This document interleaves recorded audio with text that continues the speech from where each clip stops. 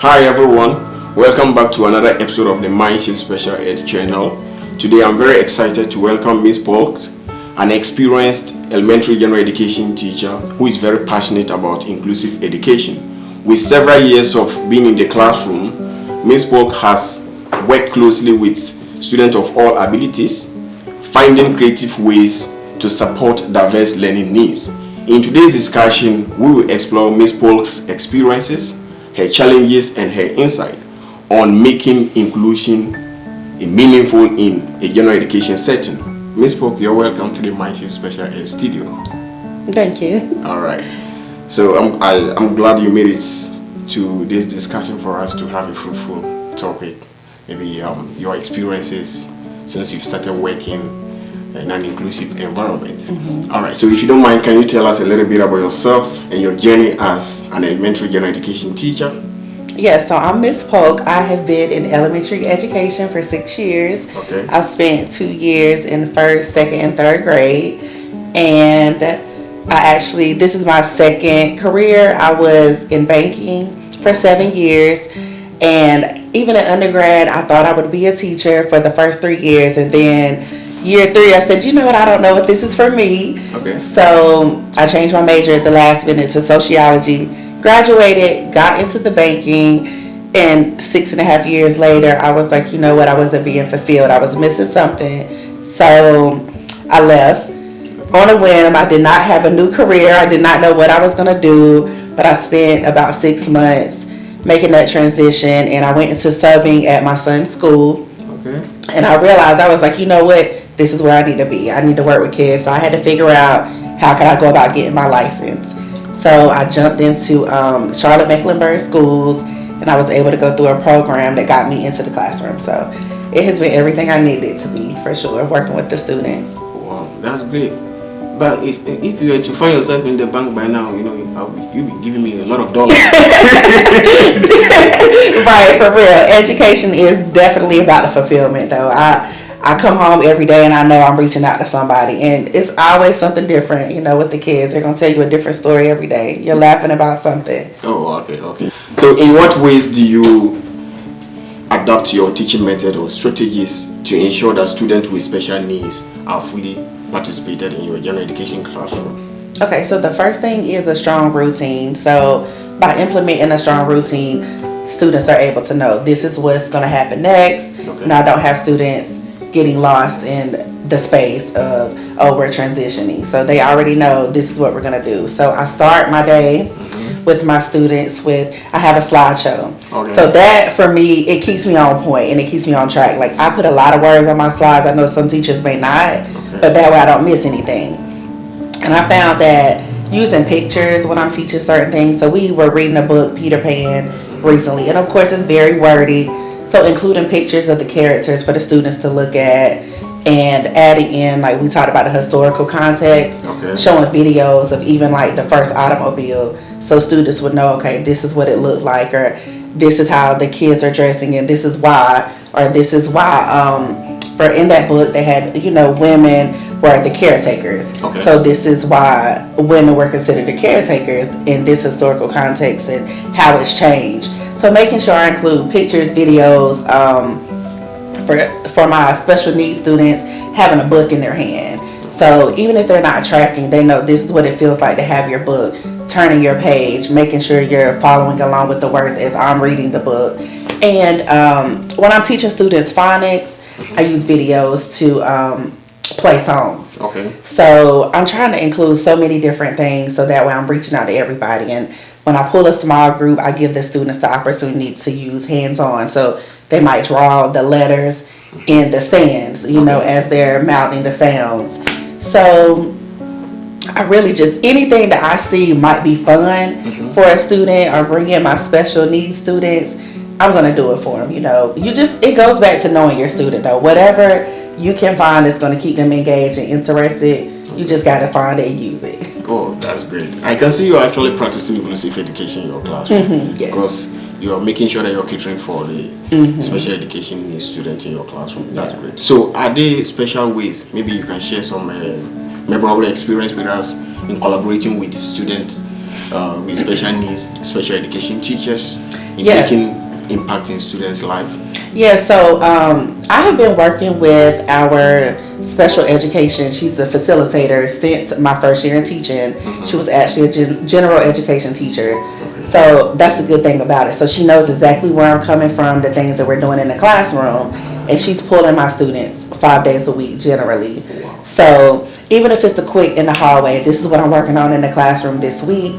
I want to make sure that, you know, we're touching bases. And specifically, we had one student at the beginning of the year, you know, I pointed out some things that I felt like she could work on in the classroom as far as his test taking skills, because I would be reading the test and he would just click, click, click and choose an answer, you know, just to be done with the test. So she started working in the classroom with him. So now it's to the point, okay, now he's taking his time. I could see him actually listening and waiting on me to finish reading the answers before he'll actually click an answer, and then he'll move on to the next one. So that's really helped him a lot, just helping with him with his focus. I make sure I'm standing over him in the classroom, and she's actually working on that skill when she has him in a special education room. Oh, okay, that's great. That's great. I can see that is very comprehensive, and that is actually, I like that kind of collaboration, because as a general education teacher, you can't just work without not collaborating with your special education teachers, students that you have in your class. Right. And that is very good. Yeah. Okay, so when it comes to assessment, how do you differentiate your instructions to make sure that, or to differentiate your assessment to cater for special education needs in your classroom? So when it comes to the assessments, so if it's a written assessment, I have one student in particular that, again, I was talking about, that he would like to just click, click, click. If it's something that we have to actually write, I'll stand over him and I'll just point, you know, this is answer choice A, this is answer choice B, because we are still at the point with elementary, I'm still reading all of the assessments. So I do have that autonomy to actually stand and point and read each answer choice and allow him time to circle before I move on. And that goes along with even monitoring your students anyway, just walking around the classroom and making sure they know you're right here, they know they're being monitored, so that way they'll try their best anyway. That's true, that's true. All right, so definitely there will be some misconceptions in your classroom. So how do you address those misconceptions? And what are some of the misconceptions? First of all, let's look at this. So some of the misconceptions that you might hear from teachers in general is that, oh, well, you know, they're being pulled for EC. So sometimes you'll see a teacher wash their hands of a student and think, oh, you know, they're being pulled out of the classroom, that they'll have the opportunity to get it. But I want to make sure that they're getting it in the classroom, and then when they're being pulled, that's just an extension, you know, because these students are still capable of learning. They're still capable of excelling. And even from my own personal experience with my own child, he had an IEP in elementary school, and I know that if you're working, you know, as a team pushing that student, my son no longer has an IEP, and he's in middle school, so you can't just put limits on students because you see they have a plan, or it's really just a goal. You're trying to push the student to those goals, so you want to make sure that you don't get in your head, oh, they have a plan, you know, and someone else is going to be helping them. No, it's still your job. You want to make sure every student is being reached. So that's one thing I hear a lot. And another misconception is that just in general, thinking that those students won't excel and meet, you know, those goals and grade level expectations. Okay. Thank you very much for sharing some of the misconceptions in the general education classroom. Right. So what are some of the ways of building strong communication and partnership with parents who are having students with disabilities or IEPs? All right, so at the beginning of the year, when I'm meeting those parents, I always ask them, what are your goals for your child? Because I definitely want to hear their perspective, and then I tell them, you know, how I feel about making sure they're meeting grade level standards, that kind of thing. And I always bring up the situation with my own child, so that way they know I've been through this, and I want you to understand that you're not, you know, alone by yourself. Because I have had some parents that they always say, oh, well, I don't want a label on my student, and you know, I have to always say, you know, don't feel like it's a label being placed on your student. It's not a label. But yeah, it's not a label at all. It's really just the way that they're getting their education. So that way they ensure that they're getting the best education for them. So I always bring that up to my parents, and then of course they all have my phone number, so they know they can reach out to me anytime, call or text with any questions. I do check-ins often just to make sure they know where their child's education is going. That's good. That's good. I think that will even help you to know more about the students and also help you in delivering your services to the student. Right. That's great.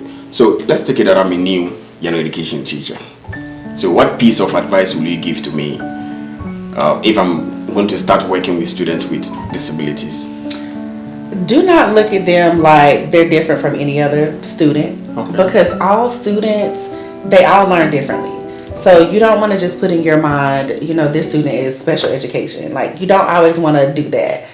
Yes, you want to meet every student's needs. You want to see what it is that student needs or how they learn. Okay. Just like you would with any other student. So you don't want to always, well, this student is my special needs student and they just need something extra, because that's not always the case. You just want to dive in and get to know them. That's all. Oh, okay. Yeah. Okay. All right. Thank you very much for showing up for us to have this discussion. Before we bring this discussion to conclusion, do you have any question for me? No, I don't. Thank you so much for having me. All right. I really appreciate for you showing up for us to have this discussion.